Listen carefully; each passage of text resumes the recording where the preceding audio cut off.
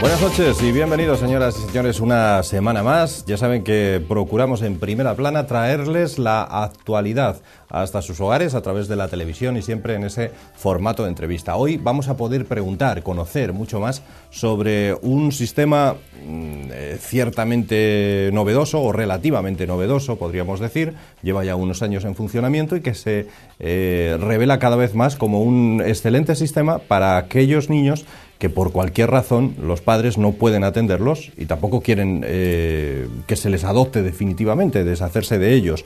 Vamos a hablar hoy del sistema de acogimiento, si lo podemos llamar así, un programa que pone en marcha Cruz Roja y que tiene auténticos veteranos en este programa, como por ejemplo a la que vamos a conocer ahora mismo, que es Montse, y que lleva desde en 7 años, desde el año 2004, 11 acogimientos de diferentes niños que han pasado por su hogar. Vamos a conocer hoy más sobre este asunto que a medida que lo vayamos conociendo ya verán cómo es sumamente interesante esta iniciativa y rompe además con el tópico de esos hospicios o de esas casas de acogida, centros maternos, etcétera, donde los niños son pues el trabajo de alguien y nada más. Y de esta forma, con el acogimiento, reciben mucho más que simplemente alimento o educación, el cariño también de estos padres de acogida. Les presento a Montse Fernández, que es madre acogedora. Suena muy bien porque además es el adjetivo que se le aplica, ¿no? Madre de acogimiento o madre acogedora, si lo prefieres, que queda hasta más bonito. ¿Qué tal, Montse? ¿Cómo estás? Bien. Bueno, lo tuyo ya casi es, no sé si una vocación, porque llevas 7 años, ¿no? Sí, pero bueno, o sea, somos más familias, y familias que llevan más tiempo que yo, ¿no? ¿Y hay familias con más tiempo que tú incluso? Sí. Desde el 2002 que empezó el programa. Bueno.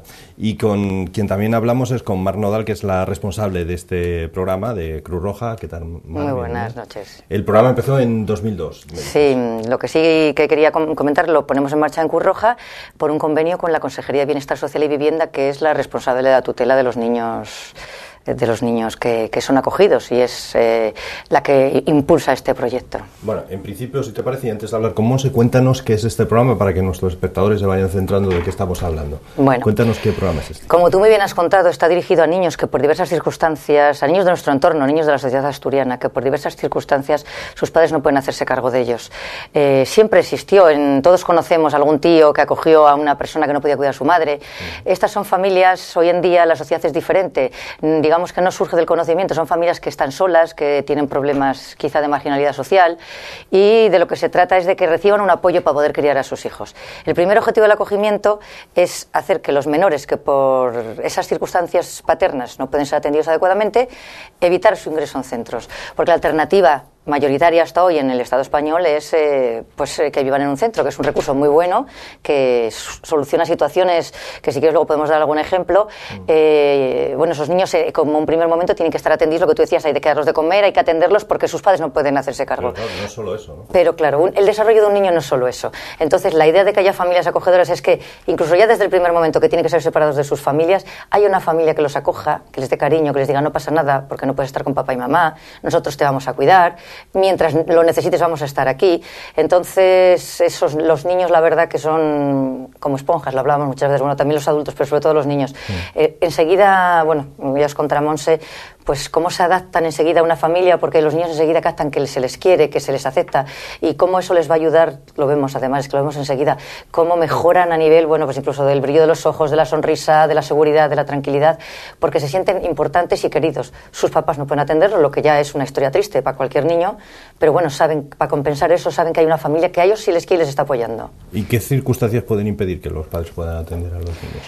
Bueno, pues hay diversas circunstancias, pueden ser situaciones, como te decía, de marginalidad social, pueden ser madres, yo siempre digo, hay muchas madres solas que no tienen nadie que les ayude, no tienen un trabajo, no tienen unos horarios y no pueden atender adecuadamente a sus hijos. También hay situaciones pues de personas con con enfermedades, con toxicomanías o con otros, o enfermedades mentales, o mismamente, pues, por ejemplo, por poner un caso, madres que por diversas situaciones están en la cárcel, cuando dan a luz, el niño tiene que quedar en el hospital. Entonces, bueno, hay familias, en este momento tenemos un niño, que atiende a ese niño mientras su madre sale de la cárcel, y la madre va a salir ahora y ha estado viniendo a visitar a su hijo una vez al mes, y cuando ahora sale, que el niño ya tiene casi 2 años, pues se va a ir con ella a su casa, ¿no? Y la madre pues está encantada, como dice, yo veo a mi hijo también, estoy tan agradecida porque le veo también que se está desarrollando también, yo no puedo estar con él, pero le veo también.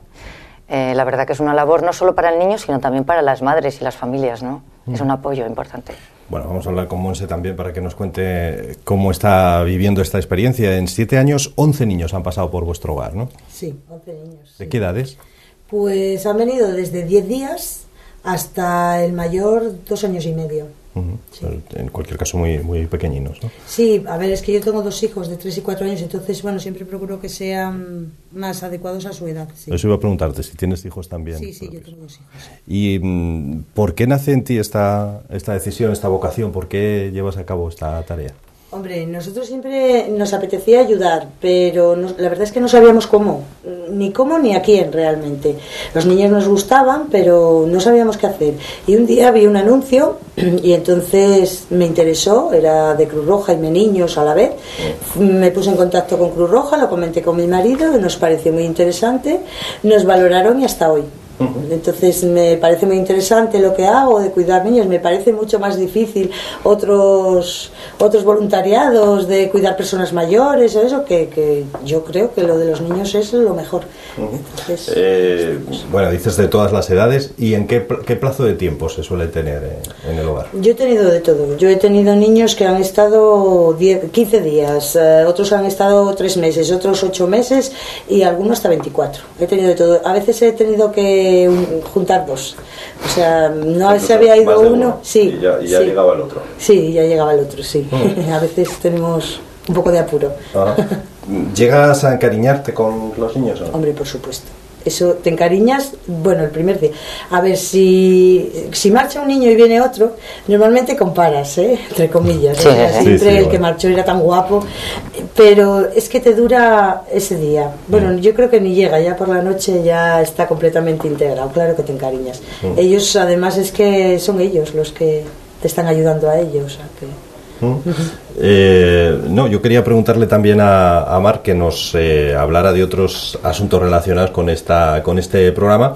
Se me ocurría, según hablaba con Montse, preguntarte si hay más niños que necesitan hogares o más hogares que niños. No sé cómo está ahora mismo esa proporción. Bueno, ya sabéis que estamos haciendo una campaña de captación de familias de acogida en la sociedad asturiana, y comentaba Gloria, directora del Instituto Asturiano de Atención a la Infancia, que si se pudiera ahora mismo atender a los niños de 0 a 6 años que están institucionalizados serían 97 niños, es una cifra muy grande.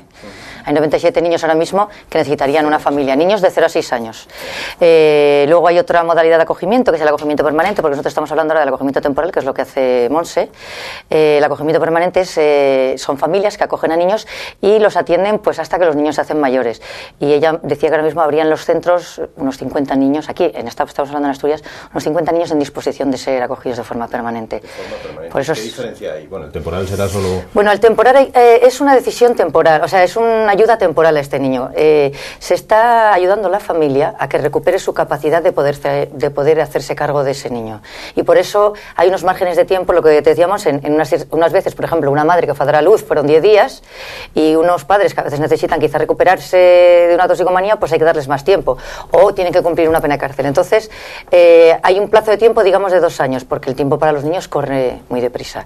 Entonces, el acogimiento temporal es algo temporal, siempre va a marchar a otra familia, sea la suya propia, si es posible, que siempre es la idea, pero si esta familia, por lo que sea, no se puede recuperar en ese plazo de tiempo, se le busca otra familia, que puede ser un acogimiento permanente o una adopción, que son ya a largo plazo. El acogimiento permanente se diferencia de la adopción en que no hay una vinculación legal, pueden seguir teniendo relación con su familia biológica, pueden seguir viendo a un abuelo, pueden seguir viendo a un tío al que querían, que no les puede cuidar, pero al que le ven una vez al mes. Y en la adopción pues ya se rompen los vínculos, digamos, es una medida más definitiva, que se rompen los vínculos con su familia biológica. Pero bueno, acogimientos permanentes sobre todo se suelen dar en niños que son mayores de 6 años, que son varios hermanos. Entonces, bueno, se trata de que se vean, porque claro, si esos niños son adoptados ya dejan de tener vínculo con su hermano, ¿no? Es más complicado, o con sus abuelos. Entonces, bueno, ahí desgraciadamente hay niños que tienen una historia muy larga detrás, ¿no? Con una mochila muy grande, como decimos nosotros, ¿no? Y que hay que buscarle solución, ¿no? Entonces esa es la tarea que tiene el Instituto Asturiano de Atención a la Infancia, ¿no?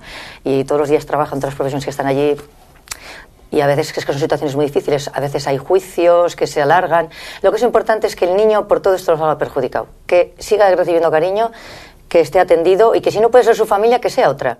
Siempre, eso, bueno, lo hablamos, os lo contará Monse, siempre al niño le dejamos, incluso a los bebés, claro que no somos su familia, que estamos ahí para ayudarles, que tienen un papá y una mamá que les quieren pero no les pueden ayudar, y lo que hay que es, en función de la situación que atraviesa el niño, buscar la medida de protección que sea la más conveniente. Entonces habrá niños, entonces los niños de 0 a 6 años todos van a venir a acogimiento temporal, porque se trata de que los niños tan pequeños, si no pueden salir con sus padres, que sean adoptados. Y luego ya los niños más mayores, las opciones ya son otras. Hay niños que a veces no quieren incluso ser adoptados porque no quieren perder sus orígenes. Entonces, bueno, pues a esos niños hay que buscar otras alternativas. Lo que se trata es de evitar que haya ahora mismo 400 y pico niños viviendo en Asturias en centros. Bueno, pues muchos niños se sienten solos, necesitan el apoyo de una familia, y mismamente también te comentaba antes, hay un programa de acogimiento de fines de semana de niños que están viviendo en centros que piden ellos salir. Quiero tener una familia amiga, como tiene Raúl, que está en el quinto, y entonces salen los fines de semana y los periodos de vacaciones, y saben que es su familia amiga. También es otro proyecto. Volviendo con Monse, bueno, se os llama cuna caliente, leía yo esto, es curioso, ¿no? Ese es el argot que se utiliza para las familias como vosotros, ¿no? Sí, bueno, es que muchas veces todo esto es como rápido, ¿no? O sea, estás tan tranquila parada y de repente, oye, ¿qué hace falta y tal? Y es que a lo mejor, pues eso, acaba de salir uno y ya te está viniendo otro, entonces no te da tiempo. A ver, sí que te da tiempo a tenerle preparado todo, pero bueno, es un poco así, sí, esto es según vaya surgiendo. Sí, a veces. Preguntábamos antes de empezar la grabación si se tiene después algún tipo de contacto con esos niños una vez que marchan de vuestra casa o no. No, normalmente no. Yo, claro, te hablo de niños pequeños. En mi caso, no se tiene contacto con los niños que son... De esos 11 que han pasado por tu casa, ¿no sabes nada de ninguno de ellos? A ver, Asturias es muy pequeña, bueno, y a veces sí tienes, porque si tienes un amigo que no sé qué, y bueno, sí que tienes algún dato, pero vamos, personalmente nosotros respetamos mucho a los niños, sobre todo, y por supuesto respetando a los niños respetas a su familia, entonces es otra vida, no creemos que no tenemos nada que hacer en la vida de esos niños, entonces ni buscamos información, ni voy por ahí mirando la cara de los niños, porque después de 11 no puedo ir mirando las caras de todos los niños, además cambian tanto, ya tienen otra forma de educar, ya no son mis niños. ¿Te planteas dar un paso más y adoptar? ¿En algún momento te lo planteaste o no? No, yo tengo 2 hijos. Y tú tienes claro lo que quieres hacer, ¿no? Sí, esto es acoger, es ayudar, no. Bueno, la verdad que es curioso el tema. ¿Qué les dirías a aquellos padres que están ahora mismo escuchándonos y, bueno, les puede apetecer la idea, pero quizá tienen un poco de temor o no sé? Bueno, pues yo les diría que se animen, que es mucho más gratificante que el sufrimiento que puedas pasar a la hora de la despedida, que no tengan miedo a llorar si se tienen que despedir, que si tienen hijos no es tan complicado, que los niños lo hacen todo mucho más simple. Y vamos, sobre todo eso, que se animen porque las familias que estamos en este programa todas repetimos. Y si repetimos es porque no es tan complicado ni tan duro. Si fuese tan duro lo haces una vez y dices no, nunca más. O sea que... Porque además me imagino que los problemas que pueden dar estos niños son similares a los de cualquier otro niño de su edad, me imagino. ¿O no? Bueno, a ver, a la hora de educar o de implantar normas, ellos te miden como te miden los tuyos, eso desde luego. Pero hombre, hay que tener en cuenta que a veces son niños que vienen de embarazos no controlados, entonces bueno, siempre surge algún tema de enfermedad que no estás acostumbrado a los tuyos, y bueno, sí pueden traer algunas cosas, pero para eso están los técnicos. En el momento que surja algún problema, tanto de conducta como de alimentación o no sé, o de simple enfermedad, están los técnicos y bueno, por supuesto los profesionales, pediatras y todo. De los 11 niños que has tenido, ¿cuál es el que te fue más complicado atenderle o cuidarle? Pues un niño que vino con 2 años y medio y se fue con 3, fue complicado. Ahora guardo un grato recuerdo de él, costó casi un mes que el niño aposentase, pero fue difícil, sí. ¿Pero por qué? Y estuvo 8 meses. A ver, era un niño que venía de maltrato y entonces la problemática se agravaba porque además no hablaba nuestra lengua y bueno, fue complicado, sí. Estaría asustado mucho tiempo, ¿no? O un tiempo hasta que sí, estaba muy asustado, le asustaba todo. Yo recuerdo ir por la calle y de repente pasar y a ver una grúa y arrancar la grúa y vamos, ponerse a gritar histérico. Otra vez estábamos en el parque y vino una paloma y se subió, pero literalmente a los hombros de una niña de su misma edad, con lo cual era un niño altote y asustó a la niña, asustó a los padres de la niña, nos asustó a nosotros y claro, por supuesto se asustó él. Pero vamos, te quiero decir, tengo que rememorar mucho para acordarme de eso malo, ¿eh? Estuvo 8 meses con nosotros y eso fue el primer mes. Después fue una delicia, un encanto y bueno, pero lo recuerdo con mucha, porque bueno, yo sufrí. También ahí cometimos un error, mi marido y yo, que fue juzgar a la familia biológica, que eso nunca se debe hacer y lo digo por experiencia propia. Pero bueno, a veces tienes algo de información. Te pones a pensar que han maltratado a un niño, es difícil. Efectivamente, que no... pero bueno, a veces no todo es lo que tú puedes ver ahí. Entonces, bueno, pues nosotros tomamos una decisión equivocada al juzgar y luego resulta que, bueno, no era tan como parecía y entonces claro, nos sentimos mucho peor si cabe, claro, porque después de haber juzgado te cuesta mucho decir me equivoqué, tengo que volver atrás y bueno, estuvimos muy asustados. Él marchó muy bien, marchó encantado, le ayudamos a la hora del retorno con la familia, pero sí que lo pasamos mal. ¿También tuviste una niña con síndrome de abstinencia, puede ser? Sí, tuve alguna más de una. Alguna más de una. Sí, alguna más de una. Bueno, una lo llevó bastante bien, la otra la verdad es que nos tuvo 10 días en los que no cerró los ojos ni de día ni de noche. Además me decía la gente que me conoce, uy, qué espabilada es esta niña, porque claro, estaba... Pero bueno, después, ¿qué pasó eso? Que es un tiempín y tú ya lo sabes y nosotros nos ayudamos mucho entre mi marido y yo y bueno, nada, pasó y ya está. 24 horas sin dormir durante 10 días, pero bueno, pasó. Ella siempre recuerda, yo siempre cuando hablamos, siempre recuerda, bueno, pero si todo fue muy fácil, digo, Monse, como acaba de decir ahora, solo se queda con Monse Luismi, que es su marido, que participa tanto en los acogimientos como sus hijos, que es verdad que lo que te queda es lo bueno, ¿no? Pero es verdad que ha habido momentos difíciles, no es todo... de no dormir, sencillamente. Sí. Hombre, ver cualquiera de estos problemas al principio te puede asustar, pero cuando los ves, que lo que dices tú, que llevan unos meses y has conseguido que mejoren, bueno, eso ya te debe llenar bastante, ¿no? Hombre, porque cualquiera de estos niños enseguida mejoraron esa situación. Sí, eso es nada, o sea, de principio, a ver, yo sí alguna vez llamaba a la técnico y le decía... Yo no sé si voy a poder con esto, pero veía que sí.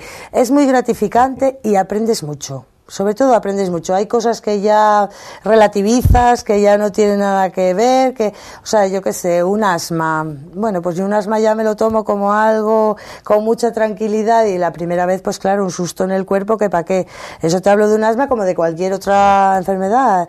Yo qué sé, sí, te asusta de principio, sobre todo sufres por ellos, porque dices tú, ¿cómo podría yo? A ver, si una niña de días te está llorando continuamente, dices tú, ¿cómo te puedo yo calmar? Pero bueno, al final te dicen, mira, pues lo único es darle calor. Pues lo que haces es darle calor y dices, esto va a pasar. Y ya, bueno, mi marido se pasó viendo los All Star todas las noches que coincidió con ella, porque nos turnábamos para estar con ella. O sea, aprendes mucho, aprendes mucho. Y es muy gratificante. Y ellos son muy agradecidos, que tú no se lo pides, pero ellos son muy agradecidos, sí.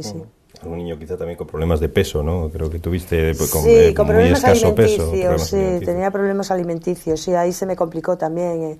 Aquí tuvimos que tirar mucho de la psicóloga y mucho del pediatra. Luego, claro, depende del pediatra que tengas, hay algunos que lo entienden, que no lo entienden, entonces te dan pautas y no pueden ser las mismas pautas que para un niño normal, porque depende de la mochila que traiga este niño. Entonces, bueno, eso tiramos de la técnico y dices, mira, que es que me dicen que tengo que hacer esto y ella nos dice esto no es bueno para él y entonces bueno, pues entre todos hay un consenso y se arregla y aprendes más, claro. Habéis hablado varias veces de la mochila que trae el niño, ¿te refieres a los antecedentes que trae? Claro, es que, a ver, aunque venga un niño de meses, siempre trae algo, ¿eh? Yo estoy convencida, así como les hablo cuando traen días de sus papás, sean quien sea, sean biológicos o sean adoptivos, yo le hablo de unos papás, también creo que si tienen si dicen que es tan bueno que tengan música cuando estás embarazada, que tengan una buena atención, si no lo tienen ya tienen una carencia. Y entonces, bueno, yo creo que siendo bebés ya traen una mochila. Si son un poquitín más mayores, la mochila va creciendo, sí. Una pregunta para Mar en este caso. ¿Los padres reciben algún tipo de ayuda económica por los gastos que pueda tener uno de estos bebés? Los acogedores, dices, ¿no? Los acogedores, me refiero, reciben una pequeña asignación económica para que sería como una beca, digamos, pues para la alimentación, que la da el Principado.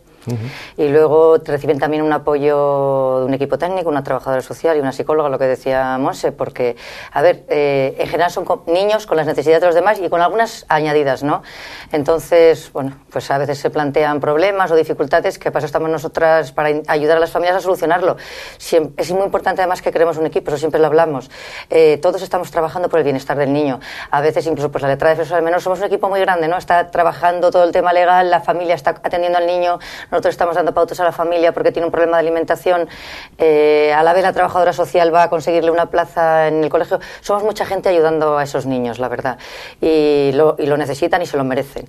Y entonces, bueno, esa pequeña ayuda no viene mal. Y luego también, pues, como hay muchos bebés, y sabemos que todo lo de los bebés, las cunas, los carritos y todo eso es muy caro, hay, digamos, un material que es común, que se lo damos a las familias. Porque, bueno, claro, nosotros, como dice Monse, llamamos y decimos, oye, que por la tarde vas a tener un bebé en casa, ¿puedes? Y dice Monse, pues sí, Monse siempre puede. Monse nunca tiene ningún problema, sí, sin ningún problema. Entonces, claro, nosotros lo tenemos... Hasta el mismo día. Hasta el mismo día, te lo estoy diciendo, un día a la 1 de la tarde, y hoy a las 6 de la tarde estarás disponible, naturalmente.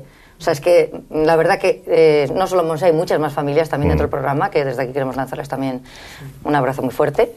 Y la verdad que las familias que están en este programa son familias de urgencia, como llamamos. O sea, porque las necesidades de los niños se presentan de la noche a la mañana. Incluso muchas veces dicen, oye, que van a dar de alta a una niña en hospital y no puede ir a un centro porque, bueno, pues tiene muchísimo riesgo. Como decíamos, muchos provienen de un maltrato prenatal, digamos, ¿no? Un embarazo que no ha sido bien cuidado, bien atendido. Entonces son niños con problemas de mucho riesgo. Si entran en un centro con 50 menores pueden coger de todo y entonces, bueno, hay niños incluso con más riesgo. Precisamente a esos es a los que va dirigido este programa, ¿no? Entonces muchas veces es, oye, que le dan de alta, que han dicho en el hospital que le dan de alta hoy y te lo dicen a la 1.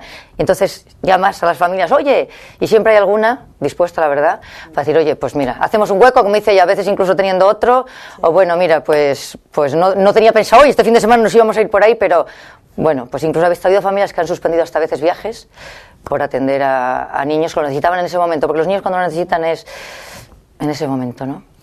Ya es complicado, me parece a mí, ser padres, si el niño además tiene algún problemilla añadido, como en estos casos, todavía más. Así que reciben algún tipo de curso de preparación, porque... Sí, a ver, como decía Monse, hay una valoración primero, porque bueno, lo que se trata es de que sean familias que tengan una estabilidad personal y familiar y tengan claro que esto es una ayuda temporal. Hay que distinguirlo de la adopción. Entonces hay que tener muy claro, las familias que se incorporan a este programa, ciertas cosas que además vamos trabajando. Hay un apoyo técnico, como os decía, un equipo con años de experiencia en acogimientos, una trabajadora social y una psicóloga, que vamos ya a lo largo de la valoración pues hablando de cuál es el proyecto de cada familia, porque cada familia tiene una disponibilidad. Hay gente como Monse que puede ayudar a niños pequeños, hay gente que trabaja en los dos que dicen, bueno, pues a mí me interesa, yo podría ayudar en el de fines de semana. Entonces un poquitín ayudamos a las familias a definir cuál es su proyecto personal de acogimiento. Y después de esta valoración, digamos que llegamos conjuntos, yo siempre digo que es un momento de reflexión, nos ponemos todos es muy importante que toda la familia esté de acuerdo, que los hijos, que la pareja, a veces los abuelos protestan y dicen que no, pero luego son los que más ayudan también, ¿verdad? No sé. Luego hay un curso de formación, básico de 8 sesiones en las que se habla de lo que es la despedida, de lo que es el acoplamiento, de lo que es la familia biológica, comprender, no sé, porque es como el gran desconocido en la sociedad española. Hay muchos niños en nuestro entorno que atraviesan dificultades y muchas familias, y es que la gente dice, pero no serán de aquí. Sí, son de aquí, pero ¿qué les pasa? O sea, es decir, es el gran desconocido. Entonces, bueno, hay mucha gente, como se dice, con ganas de ayudar, pero que bueno, que necesita conocer también cuáles son las problemáticas, con qué problemática me puedo encontrar cuando llega un niño a mi casa. Sobre todo es un curso muy participativo en el que vienen las familias que ya tienen experiencia, siempre en todas las sesiones hay una familia, la gente participa, entonces eso es como la base, digamos, del acogimiento. Y luego, como mínimo cada 6 meses tenemos un curso pues de primeros auxilios para bebés, necesidades formativas que veamos. Siempre, como decimos, estamos disponibles para las familias cuando surge a veces lo que surge en este momento y no en el cursillo que voy a dar dentro de 3 meses, la duda que me surge, e intentamos entre todos, como dice Monse, nosotros los técnicos damos las pautas, pero las familias nos dan la orientación porque cada niño es un mundo. Sí que animamos, porque es verdad que aunque puede haber dificultades que nosotros no nos hayamos encontrado en la vida con nuestros hijos, no se está solo, se tiene la compañía de los técnicos, la compañía de otras familias, ¿verdad? A veces os llamáis las familias, os dais consejos y hay todo un equipo por detrás y bueno, de lo que se trata es de ayudar al niño. Y la verdad que, como dices tú, los niños se dejan ayudar con cariño y sabiendo que lo que estás haciendo por ellos, a veces aunque te cueste, es bueno para él, porque a veces están llorando y dices tú, pues le voy a dar lo que me está pidiendo. Y decimos, no, pues no es bueno que le des quizá lo que te esté pidiendo en ese momento, hay que no darle eso en ese momento y hay que llevarla al colegio aunque proteste y no se quiera levantar. Me acuerdo de una niña que tiene 3 años, que cada vez que se levantaba de la cama me lo decía que tenía que ir arrastrando, la comentaba la familia acogida. Esa niña estaba expresando de esa manera que estaba echando menos a sus padres, que se sentía mal. Entonces, bueno, y la familia llamaba, ¿seguro que tengo que levantarla a la fuerza? A ver, tienes que levantarla con tranquilidad llevarla y no dejarte llevar por los nervios. Y ella luego se acordaba, la familia decía, la verdad que me fue muy importante la ayuda porque hay veces que dudas, ¿no? Te pasa con tus hijos también. Me pasa a mí también con mis hijos, ¿no? Entonces, lo bueno de este programa es que tienes una ayuda, tienes un teléfono, ¿verdad? Que con tus hijos a veces no hay manuales. Claro. Entonces, bueno, eso es importante. No vienen con manual de instrucciones. Sí, no, ninguno, ¿eh? Se adaptan enseguida los niños a ese hogar que, imagínate, les es diferente a esos rostros que no conoce. ¿Se adaptan enseguida o no? Los niños sí, los niños no tienen ningún problema. Yo creo que son más los miedos que tenemos los adultos, a que nos adapten, a que... a ver, yo tuve una niña que el primer día, es que ni lloró ni nada, el primer día lo único que hizo fue observarnos y no comía nada, pero ella todo el día, o sea, tenías la sensación de que te estaba mirando y al día siguiente le puse un catering, digo, bueno, algo comerá de lo que... Y se pasó todo el día comiendo yogures y al tercer día ya era como la dueña de la casa. Ellos se adaptan muy rápidamente, es como si dijesen, aquí tengo que estar, pues voy a estar lo mejor posible. Y a ver, ellos se adaptan a nosotros y nosotros también a ellos, quiero decir, nosotros no somos, aquí se hace esto y esto, no, según las necesidades de los niños también nosotros vamos modelando. En vuestro caso, cuando acogéis a un niño, está con vosotros las 24 horas del día. Hay otras posibilidades, nos decía Mar, que son también, por ejemplo, fin de semana, etcétera, ¿no? Sí. Dependiendo de las circunstancias de cada familia, me imagino, ¿no? Sí, yo en mi caso, yo me gusta lo que hago, me gusta tener el niño de contigo, me gusta verlo crecer, ver cómo cambia, cómo evoluciona, aprender mucho de él y es el programa que mejor me va. Yo para los fines de semana y eso, pues no, yo prefiero más tenerlo las 24 horas del día. Lloro mucho cuando se va y ya está, empezamos con otro que nos necesite. Debe ser inevitable que cuando marche... Por supuesto. Aunque esté 15 días en casa, o sea, sí, lloras porque te gustaría saber más de él, porque querrías ver cómo crece, porque bueno, porque lo quieres, en realidad lo quieres, mientras está en casa es uno más de la familia, ¿no? La única diferencia que tiene con mis hijos es que yo con mis hijos hago planes de futuro y con ellos no, y con estos niños yo no hago planes de futuro, pero a la hora de movernos, de llevarle a cosas de niños, de compartir con él, es igual, es uno más de la familia. Pero claro, es inevitable llorar, ¿cómo no voy a llorar? Y es muy bueno llorar, lo hablamos mucho, sí. Bueno, es muy importante elaborar esa pérdida, ¿no? Llorar y emocionarse. Ayer lo hablábamos con una compañera, incluso nosotras a veces lloramos de la emoción, o sea, de la emoción, de la alegría, de lo bien que lo hacen las familias, de cómo el niño marcha contento, porque todos los niños marchan del programa encantados, porque...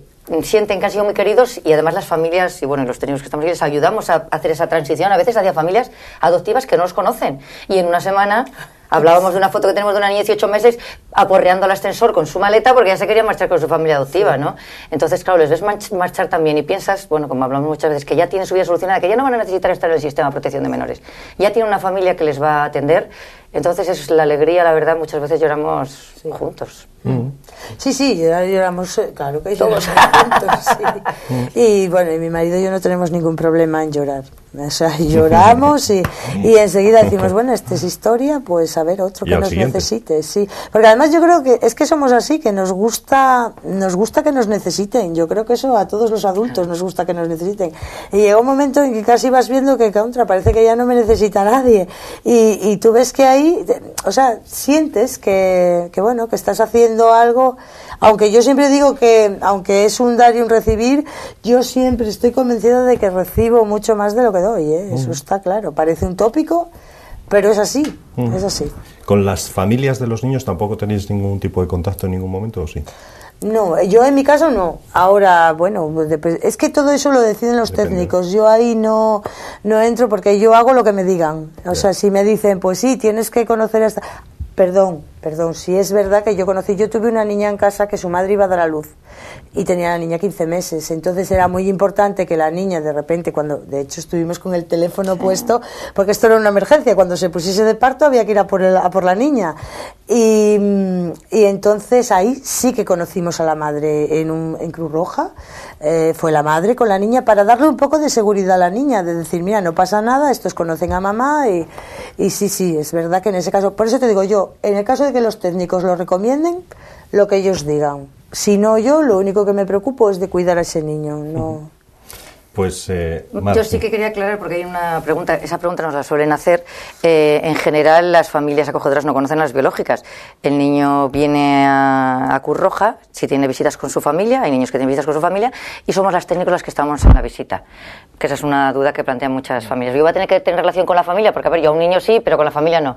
Es verdad que nos lo imaginamos como no lo es mucho más sencillo y más fácil, pero bueno, se respeta siempre la confidencialidad y las familias biológicas no saben dónde la dirección de la familia acogedora ni tampoco se conocen, excepto en situaciones en las que se considera que es conveniente, y siempre preguntando a las familias acogedoras si están dispuestas, y a la familia biológica también si le apetece. Y bueno, ha habido algunas pequeñas experiencias, como dices tú, puntuales, y la verdad que son muy bonitas, muy bonitas. Pues lo último que queráis decir, porque estamos ya acabando el tiempo, así que bueno, primero Mar y después dejamos a Monse como madre de acogida o acogedora que exprese lo último. Mar. Yo quiero animar a todas las personas que nos hayan escuchado y les interese saber algo más. Con motivo de la campaña hemos puesto en marcha una página web que es www.familiasacogedoras.es, donde se les informa de lo que es el acogimiento, los 3 programas que hemos hablado aquí, cómo se pueden poner en contacto con nosotros si desean más información. Estamos dando unas charlas informativas y la verdad que estamos teniendo muy buena respuesta a la sociedad asturiana. Creo que entre todos debemos crear una sociedad, una cultura del acogimiento. Os agradecemos a los medios la cobertura que estáis dando, y bueno, es muy importante que entre todos ayudemos a los niños que viven en Asturias a crecer en igualdad de derechos y felices, ¿no? Y bueno, eso es todo lo que intentamos la gente que estamos trabajando en esto. No sé. Bueno, yo, por supuesto, también animar a las familias asturianas que a veces parece que se aburren o que dicen no sé qué hacer o que quieren ayudar y no saben realmente cómo, que se acerquen a estas charlas. Y luego quiero agradecer, yo estoy aquí dando la cara, pero detrás hay muchas familias que actúan como yo y que son que son gente estupenda. Y luego agradecer a mi familia extensa, que esto siempre lo hago porque yo me siento muy apoyada por ellos, colaboran, y a veces cuando surgen complicaciones tiras de los que tienen más experiencia dentro de mi propia familia extensa, con lo cual a ellos también agradecerles. Muchísimas gracias a las dos, a Mar Nodal, responsable de este programa de familias acogedoras, y a Monse Fernández, la madre acogedora en este caso. Muchísimas gracias a las dos por estar aquí. Nos vamos a ir a hacer una pequeña pausa para la publicidad. A la vuelta les contamos otros asuntos de la actualidad, como siempre aquí en Primera Plana. Perfecto.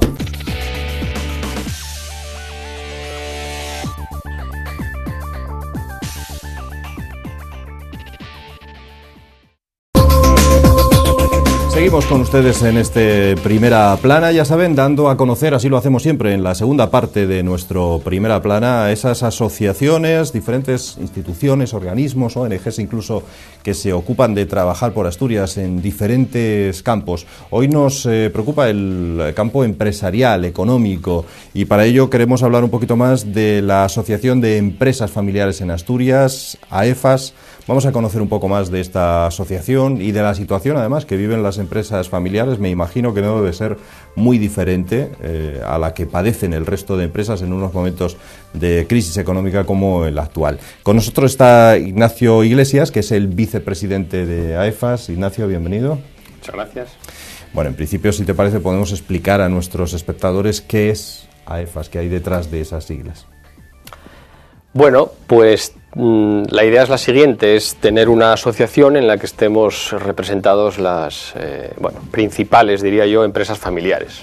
No pretendemos ni mucho menos agrupar a todas, porque realmente yo diría que casi 3 de cada 4 empresas que existen son empresas familiares. Si lo pensamos bien, todas las empresas nacen siendo pequeñas, nacen siendo proyectos casi de micropymes y luego ya se desarrollan de una manera o de otra.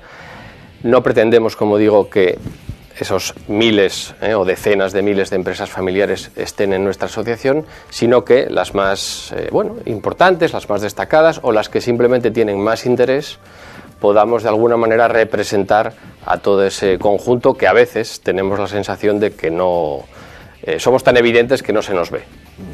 ¿Y por qué se necesita una asociación que las agrupe a todas ellas? Pues en parte por esto, para explicar a la sociedad que somos importantes. Yo no sé si los empresarios y los empresarios familiares formamos parte de los problemas económicos, de esta crisis o de cualquier otra situación económica, pero lo que sí tengo muy claro es que formamos parte de la solución. Sin las empresas no hay trabajo y por lo tanto, ya digo, queremos hacernos oír, hacernos valer y también incluso intercambiar experiencias entre nosotros, aprender unos de otros. Los empresarios familiares a veces arrastran ciertos complejos, por qué no decirlo, y se centran, en mi opinión, exclusivamente en su trabajo, tan centrados en el día a día o en sacar adelante sus proyectos, que no se dan cuenta que los problemas que tienen son compartidos por otros. Cuando organizamos nuestros actos, nuestras charlas, nuestras conferencias o simplemente conseguimos que distintos empresarios familiares se sienten en una mesa, una de las primeras sensaciones es esta, ¿no? Yo pensé que lo que me pasaba en mi empresa, pensé que los problemas que tenía yo con mi familia y mi negocio eran algo exclusivamente mío y me doy cuenta que nos pasa a todos lo mismo, lo cual está muy bien, porque me doy cuenta que las soluciones también se pueden compartir. Solamente por eso merece la pena hablar, estar juntos y asociarse. ¿Cuántos socios tiene AEFAS? Ahora mismo somos 50 aproximadamente.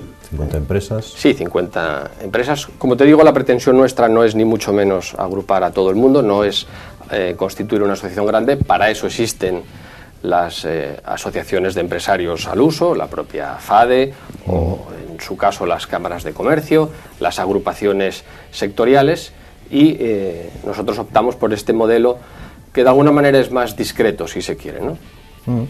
El objetivo sería ese que nos ha descrito un poco, ¿no?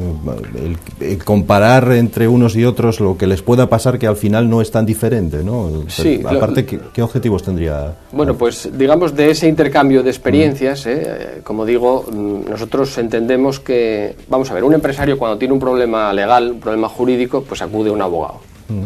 Si tiene un problema fiscal, acude a un asesor fiscal. Si tiene un problema técnico, pues acude a unos ingenieros. Pero ¿qué pasa cuando un empresario familiar lo que tiene es un problema, digamos, de no cuadrar bien esos dos mundos tan complejos como son la empresa y la familia? Bueno, pues hasta no hace mucho no había a quién acudir y uno de los objetivos también es formar a profesionales, formar a asesores familiares y crear, una especie de corpus teórico que nos permita saber cuáles son las soluciones óptimas, en qué consiste la elaboración de un protocolo familiar, qué es eso, cómo se pueden organizar los órganos de gobierno de una empresa, cómo tengo que hacer para tener un consejo de administración eficaz. ¿Eso realmente es una cuestión de las grandes compañías o yo tengo que tenerlo? Bueno, pues esa es otra de las cuestiones. Eso se hace, ya digo, formando asesores, escuchándoles haciendo también que nos escuchen a nosotros, porque muchas veces, digamos, los actos consisten en que un grupo de empresarios escuchan a un señor que no es empresario y les dice lo que tienen que hacer, ¿eh? Y no está de más que también, pues eso, los economistas, los abogados, los asesores fiscales y otros profesionales escuchen a los empresarios y, bueno, pues los entiendan mejor, ¿no? ¿Cuántas empresas familiares puede haber en Asturias? Claro, si tenemos en cuenta que la mayoría parte no se inician como eso, como una aventura familiar. Claro, es que yo diría que 3 de cada 4, el 75% aproximadamente. Es difícil evaluar, digamos, nominalmente. Lo que sí tenemos claro, porque eso está más analizado, es que el 65% del PIB lo aportan las empresas familiares. Y lo que a lo mejor es más importante, el 80% del empleo lo proporcionan empresas y empresarios familiares. Con lo cual, bueno, pues remarco la importancia que creo que humildemente tenemos. ¿Y en estos momentos las empresas familiares están creando empleo? Hombre, yo creo, claro, exactamente. Lo que estamos haciendo todas es intentando capear el temporal, por supuesto. Pero es verdad que las empresas familiares aguantan mejor la crisis. ¿Por qué? Bueno, por una parte, porque tienen una, digamos, proyección o una estrategia a mucho más largo plazo, ¿eh? Unas empresas, digamos, que tienen que responder prácticamente día a día, mes a mes, o vamos a decir año a año, ante unos accionistas externos, pues van al beneficio anual, lo cual es muy legítimo y está muy bien, pero eso hace que en tiempos de crisis pues asuman o adopten recortes más drásticos. En cambio, las empresas familiares tienen una visión que mide el tiempo casi en generaciones. Con lo cual, bueno, querámoslo o no, tenemos la sensación de que por situaciones parecidas nosotros ya pasamos. Si no es nosotros en primera persona, nuestras familias, nuestros antecesores ya lo hicieron, y tenemos más capacidad o más optimismo para ver que aguantando a medio plazo esto se puede resolver.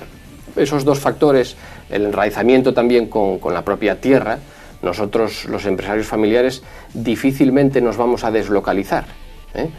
O sea, ni sabemos cómo, ni queremos, y sobre todo no podemos. Entonces, bueno, esos factores, como digo, hace que aguantemos un poco mejor la crisis. O sea que igual les afecta menos la crisis. No es que nos afecte menos, no. Claro que nos afecta y nos afecta bien, ¿eh? Pero como digo, bueno, pues intentamos... Mejor, ¿eh? Exactamente. Por cierto, siempre parece que se asocia la empresa familiar con un pequeño negocio y quizá un establecimiento comercial, sí. Y no siempre es así, ¿no? No, yo creo que nosotros tenemos que huir o escapar de los dos polos. O sea, la empresa familiar no es ni la micropyme, que está muy bien y que también lo es, pero no es solo eso, ¿eh? No es la empresa en la que trabajan todos los familiares y solo los familiares. Ya digo que eso es correcto, y sobre todo en las primeras etapas del negocio, pues así tiene que ser, eso está bien. Y tampoco, en el otro extremo, tampoco son solo las grandes familias, las grandes corporaciones, los grandes apellidos que a todos nos suenan, ¿no? Ni es solo una cosa, ni es solo la otra. Todo el espectro por el medio también importa. Y yo creo que es eso, formamos realmente la red de empresas de todos los tamaños, de todos los sectores, que soportan un poco el sistema económico. Eso es lo que creemos. Hablaba antes de los complejos que tienen las empresas familiares, por ejemplo. Bueno, vamos a ver. ¿Qué pasa? En las décadas pasadas, ser empresario estaba bastante peor visto que ahora, ¿no? Los empresarios eran los que contaminaban, los que oprimían a los trabajadores, y los culpables de muchas cosas. Eso se fue superando, pero una de las maneras de superarlo fue intentar incentivar las iniciativas nuevas. Todos los ayuntamientos, ahora todas las corporaciones, están encantados con tener en sus terrenos un vivero de empresas, vivero de nuevos proyectos, y todos estamos encantados con empresas que invierten en tecnología y punteras y proyectos muy novedosos. También estamos encantados con traer inversiones de fuera, y si viene una gran multinacional, pues lo celebramos todo el mundo. Lo que estamos observando en estos últimos años es que en todo ese espectro de ayudas, de valoraciones sociales y de palmadas en la espalda, se recompensa a todo el mundo, y los que quedamos fuera, o esa sensación tenemos, somos los empresarios, vamos a decir, de toda la vida. Los que hacen las cosas bien, los que no necesitan ayudas porque no están en un sector en reconversión exactamente. Bueno, y al final nos pasó esto, ¿no? Es decir, todo el mundo merece bueno, pues ayuda, compasión incluso, y sin embargo la gente, los comerciantes honestos, los empresarios, como digo, de toda la vida y los que llevan generaciones trabajando sin molestar y ganándose su sustento, digamos, esos, bueno, pues ya bastante tienen con ganar dinero, que para eso están y eso es lo que buscan. Bueno, eso, lo queramos o no, provoca una cierta sensación de agravio comparativo. Ese complejo es el que de alguna manera hay que superar, sin caer en el otro extremo. No queremos sacar pecho y decir que somos los mejores, pero bueno, caray, estamos aquí y estamos haciendo cosas bien, y cuando se habla de que tal compañía crea no sé cuántos puestos de trabajo o tal inversión de fuera va a crear no sé cuántos empleos tecnológicos, la sensación de muchos empresarios familiares es esta. Bueno, caray, es que nosotros ya los creamos y son estables. Luego, no vamos a caer otra vez en la parábola del hijo pródigo, ¿no? Vamos a recompensar más al que hace las cosas mal y vuelve que al que toda la vida las intentó hacer bien. Esa es la idea. ¿Cuántos asturianos han calculado, no sé si lo han calculado, cuántos asturianos viven de forma directa de empresas familiares? Podríamos extrapolar los datos de antes, ¿no? Si acaso. Hombre, si, vamos a ver, la verdad es que no había hecho ese cálculo tal, pero bueno, si tenemos una población activa, vamos a dejarlo así, de 400.000 trabajadores, y estamos diciendo que el 80% de esos puestos están vinculados a empresas familiares, pues estamos hablando de más de 300.000. Se ha dicho siempre que las empresas familiares las fundan los padres y después llegan los hijos y las deshacen. ¿Es un tópico esto o no? Pues peor todavía. Las fundan los padres, las continúan los hijos y las deshacen los miembros de la tercera generación. Yo, como soy de la tercera generación, siempre oí esa cuestión. Y estoy intentando que ese tópico se haga realidad, pero no soy capaz. Algo de eso hay, por supuesto, estos tópicos y demás, algo de eso hay. Yo creo que lo que no puede hacer ningún empresario o ninguna persona que participe en la gestión de una empresa familiar es dormirse en los laureles, porque las glorias pasadas no garantizan beneficios futuros, y a veces el mayor homenaje que le podemos hacer a nuestros antecesores es precisamente reinventar el futuro, o sea, cambiar completamente lo que ellos hacían, que no es, digamos, renunciar a la herencia, sino todo lo contrario, hacerle, como digo, un homenaje. Por eso aquel empresario que piense que como su padre fundó una empresa o su abuelo fundó una compañía, él simplemente tiene que dejarse arrastrar por la corriente, seguramente acabará mal. ¿Se han adaptado convenientemente a los nuevos tiempos, nuevas tecnologías, etcétera, las empresas familiares? ¿Qué remedio nos queda? Es que hoy en día las empresas no son grandes o pequeñas, las empresas se adaptan o no se adaptan, son rentables o no son rentables, con lo cual hay que adaptarse. Tenemos asignaturas pendientes, por supuesto, tenemos que exportar mucho más, tenemos que abrirnos mucho más al exterior, eso es verdad, tenemos que profesionalizar mucho más la gestión. Esas son algunas de las cuestiones que hacemos mal o que podíamos hacer mejor, eso es cierto. Y bueno, es una de las, digamos, de los retos que tenemos en la asociación, porque, como digo, cualquier cosa menos estar parados. ¿Qué campos o qué sectores abarcan las empresas que pertenecen a esta asociación de empresas familiares? Bueno, un poco de todo, hay un poco de todo. No existe ningún sector al que seamos ajenos. Bueno, somos de alguna manera una copia, una radiografía del panorama de la industria o de la economía asturiana, ¿no? Representamos un poco todos los sectores y, en fin, ya digo, no hay ninguno que destaque por encima de los otros. En estos días se está hablando, desde hace ya tiempo, de lo de jubilarse a los 65 o ahora a los 67 años. ¿En las empresas familiares se jubilan a los 65 años o asociamos quizá a veces la imagen, ¿no?, la del patriarca que continúa todavía asesorando a los hijos y casi muere con las botas puestas, ¿no? Claro, el debate en las empresas familiares o con los fundadores o las generaciones, digamos, anteriores, suele ser el contrario que se genera con otro tipo de trabajadores. O sea, aquí el problema no es si me tengo que jubilar, como hoy en día nos preocupa a todos, en vez de los 65 a los 67, etcétera. Muchas veces el problema es que el fundador no se quiere retirar. Y hay que saber retirarse a tiempo, por supuesto, porque además retirarse a tiempo no es ni mucho menos marchar y olvidarse de todo. Esos cortes en seco son un desastre. Hay que saber que cada etapa pues se tiene que funcionar de una manera diferente y que a los 60 años no se puede tener la misma manera de trabajar que a los 50, a los 40 o a los 30, ¿no? Y ya digo, muchos empresarios familiares no terminan de encontrar su sitio fuera del negocio, lo cual no está del todo bien. Hay que saber, digamos, jugar utilizando el símil futbolístico, pues a veces te toca jugar de portero, otras veces de defensa o de delantero, y bueno, hay momentos donde te tienes que retirar o incluso estar un poco en el banquillo. Eso sí que es importante, ya digo, saber hacerlo bien. Cuando el fundador, en muchos casos de la empresa, decide jubilarse o le toca jubilarse irremediablemente, quizá uno de los aspectos que más le preocupa, me imagino, es mantener la continuidad de la empresa, ¿no? Que la empresa continúe a pesar de que él marche, ¿no?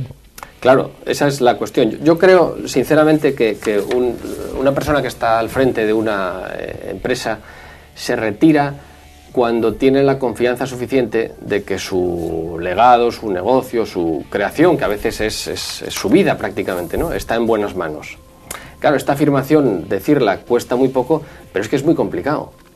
¿Cuándo consideras tú que algo a lo que dedicaste 40, 50 años, muchísimas horas y muchísimas preocupaciones, está en buenas manos? Bueno, seguramente no es esa la mejor manera de enfrentarse, sino más bien la contraria.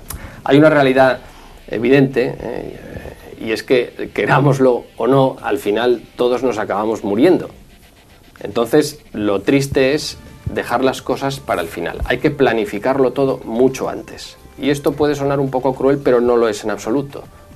Y hay que conseguir que esa tranquilidad que busca el fundador o que busca, digamos, el veterano, pues la pueda disfrutar de verdad, porque tuvo la capacidad, el asesoramiento también y la complicidad de las generaciones siguientes suficientes para aportarle esa tranquilidad. ¿Cómo se afronta con éxito esa jubilación en las empresas familiares, ¿no? Es la pregunta. Con mucho cuidadín. Yo creo que hablando mucho, teniendo la valentía de expresar las cuestiones. Creo que es muy importante el asesoramiento externo, porque a veces, como es lógico y todos lo entendemos, las relaciones dentro de la familia generan mucha confianza, y a veces esa confianza puede ser contraproducente, porque ciertas cuestiones, pues, bueno, un poco lo que pasa con los médicos, que les aconsejan que nunca operen a miembros de su propia familia porque la relación es excesivamente visceral, ¿no? Es importante, por lo tanto, planificar con tiempo, es importante tener asesoramiento externo para neutralizar un poco esos sentimientos, y es importante organizar un futuro que no reproduzca necesariamente el esquema del pasado. O sea, en una primera etapa puede haber una empresa donde el fundador lo sea todo.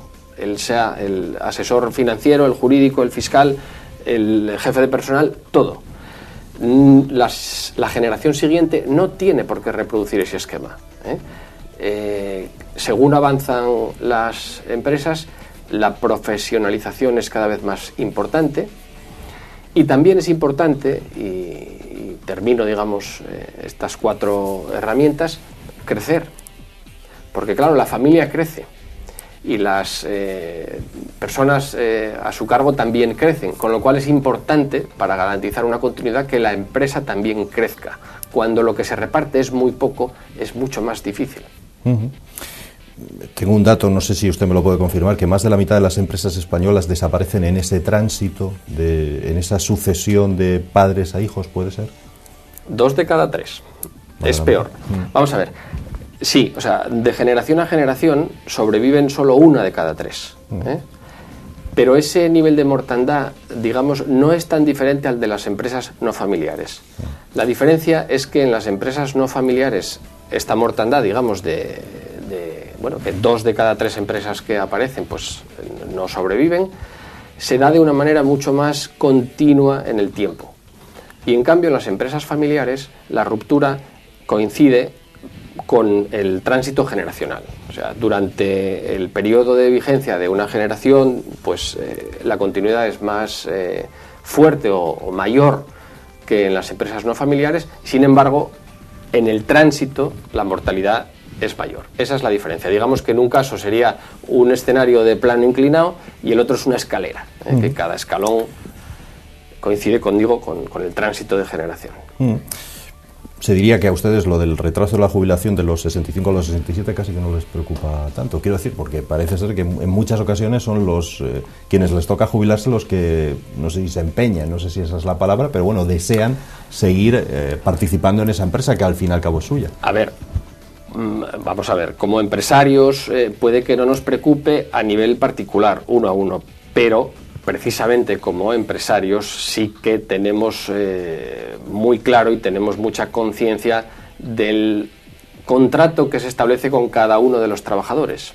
Es muy simple, te compro trabajo a cambio de dinero, en unas condiciones. La modificación de todas estas cuestiones de la jubilación, claro que nos afecta, porque bueno, todo el mundo cuando empieza a trabajar tiene ese horizonte de llegar algún día a jubilarse y cobrar una pensión, ¿no? O sea que, por supuesto, sabemos distinguir muy bien lo que personalmente vamos a hacer cada uno de nosotros, y bueno, yo personalmente ya sé que, vamos, me imagino a mí mismo trabajando hasta los 70 y más, pues sí, pues, pero eso no quiere decir que me engañe y piense que todo el mundo va a hacer lo mismo, porque no es lo mismo. Por otra parte, yo creo que esto tampoco es una cuestión solo de una discusión teórica. Aquí en realidad estamos hablando de dinero. Es decir, si no tenemos caja común suficiente para mantener el nivel de jubilaciones que tuvimos en los últimos años, pues tendremos que hacer las reformas pertinentes. Es que querámoslo o no, las acabamos haciendo. No nos podemos hacer trampas al solitario. Una cuestión, es el tiempo también, si cabe, de, bueno, no sé si llamarlo así, pero de llorar un poco, ¿no? Y de preguntarle si se ocupa la Administración Regional de las empresas familiares. Ya sé que probablemente va a decir que no lo suficiente o no, pues no todo lo que quisiera. Igual te sorprendo y todo. A ver. No somos de llorar. Yo creo que no, que eso ya está bien, porque además eso no conduce a ninguna parte, ¿no? Yo creo sinceramente que eso también pertenece a otra época, al pasado, cuando realmente hasta las ayudas públicas, los impuestos que pagábamos, todo estaba en relación con la marcha del negocio, pero de una manera un poco abstracta. En ese contexto, en esa cultura, cuando te preguntaban qué tal te va, pues la respuesta políticamente correcta es aquí tirando, pues peor de lo que yo pensaba. Y cuando accedías a una ayuda o solicitabas una ayuda a la administración, que por ahí me preguntas, pues la idea era demostrar a la administración lo mal que estabas. Es que esto es muy duro, es que no llego. Bueno, las cosas ya cambiaron de otra manera, ya son de otra manera. Ahora lo que interesa casi es todo lo contrario. Ahora las ayudas, pongamos por ejemplo de la Unión Europea, ya no consisten en favorecer a las regiones deprimidas, entre las que cada vez estamos menos, aunque solo sea por efecto estadístico, sino al revés, en demostrar a la administración que somos capaces de desarrollar proyectos muy innovadores y muy rentables y muy importantes y de mucha proyección. Con lo cual ese discurso de llorar y llorar no vale de nada, es al contrario. Ahora tampoco se trata de ir de farol, porque no es cuestión de opiniones, es cuestión de números y de evidencias, y además porque es todo lo contrario, como digo. Con lo cual, ya ves, no voy a llorar. Bueno, lo último que siempre le pedimos a nuestros invitados en esta segunda parte de Primera Plana, le cedemos la cámara para lo último que quiera decir sobre AEFAS, en este caso, sobre esta asociación asturiana de empresas familiares. ¿Qué tengo? ¿Que mirar a la cámara para Eso, dar el...? Si lo quiere.